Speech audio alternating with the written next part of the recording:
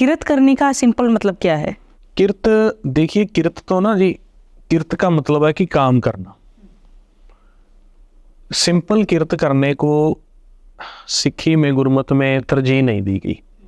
Simple जैसे काम कोई भी जीव कर रहा है, वो तो सारा संसार कर रहा है, पशु पंछी भी कर रहे हैं, और हमारे से बेटर किरत करते हैं वो। क्योंकि देखिए आप, वो ना तो अपना कोई अलग से मॉडर्न घर बनाते हैं।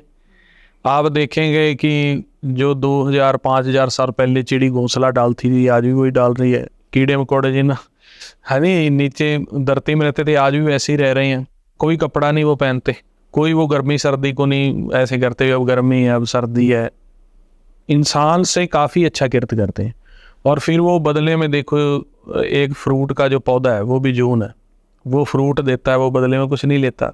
दूध वाले पशु दूध देते हैं, वो बदले में कुछ नहीं लेते। छाया देते हैं, ऑक्सीजन देते हैं, धरती को, कुदरत को कोई नुकसान नहीं पहुंचाया। लेकिन इतनी अच्छी, इतनी सहज में किरत करते हुए भी उनको मोक्ष प्राप्त नहीं होता। ठीक है ना जी। पशु पंछी किसी को कुछ नहीं कहते, अपने ही परिवार तक संबंध रखते हैं। शाकाहारी पशु पंछी भी हैं, मांसाहारी भी हैं, लेकिन उनको मोक्ष प्राप्त नहीं है, वो सिर्फ अपनी जिंदगी तक सीमित है। तो गुरबाणी हमारे को उनकी उदाहरण देती है कि अगर आप सिर्फ यही सोचते हो कि मैंने सिर्फ अपना परिवार पालना है, सिर्फ अच्छे काम करने हैं, दुनियावी किरत करनी है, तो आपके जीवन और पशु पंछियों के जीवन में कोई फर्क नहीं है। आप धर्म की किरत करो। धर्म की किरत का ये मतलब नहीं है कि दान करो, लंगर लगाओ, पुण्य लगाओ। ठीक है, वो हमारे को करना चाहिए, क्योंकि वो एक इंसान की इंसानियत है या फ़र्ज है, वो तो हमने करना ही है। आप जहाँ तक भी अच्छा एक संसार के लिए, अपनी कम्युनिटी के लिए कर सकते हो तो करो। उन्होंने कहा है कि किरत करते हुए सच से मिलाप करना है, तो आपकी किरत, आपका जीवन प्रमाण होगा। अगर आप अपने जीवन में रहते हुए, जैसे कोई गृहस्थी है, गृहस्थ में रहते हुए वो निरंकार के उस जोत से मिलाप कर लेता है, उस धाम में भी मिलाप कर लेता है जहाँ से हम आए हैं।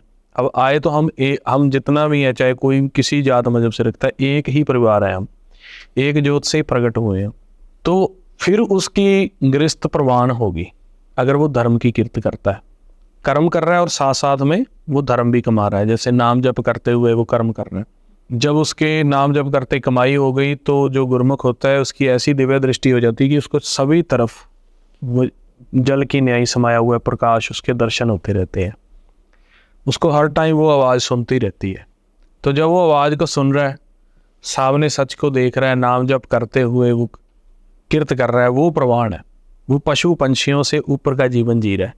क्योंकि पशु पंछी और सब अच्छे से अच्छा कर सकते हैं, लेकिन वो मोक्ष प्राप्त नहीं कर सकते, वो नाम जप नहीं कर सकते, वो सच में समा नहीं सकते, कर्म तक सीमित। तो इस करके किरत करो, नाम जपो, वंड के छको, ये सिद्धांत आया। अभी आप किरत करो कैसे? नाम जप करते हुए, अभ्यास करते, ब्रह्म ज्ञान लेते। तभी गुरुद्वारा साहिब बनाए भी। सुबह काम शुरू करने से पहले गुरुघर में जाओ, अभ्यास करो, गुरबाणी की शिक्षा लो, फिर आप अपना दिन शुरू करो। जब दिन की एंडिंग है तो फिर गुरुघर में जाओ, वहाँ अभ्यास करो, गुरबाणी की शिक्षा लो, तो फिर आप आराम करो।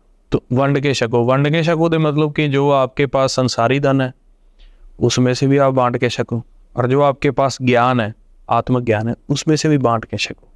एक जीव नाम जप नहीं कर रहा, उसको ब्रह्म ज्ञान नहीं है, वो माया में तड़फ रहा है, वो तंग हो रहा है, विचार फुरने, क्रोध, लोभ, अहंकार के, तो आप उसको बताओ कि भाई ऐसे जीवन नहीं है कि ऐसे सुख मिलेगा। तन का सुख तो तू काम करके ले लेता है, मन का सुख कैसे मिलेगा?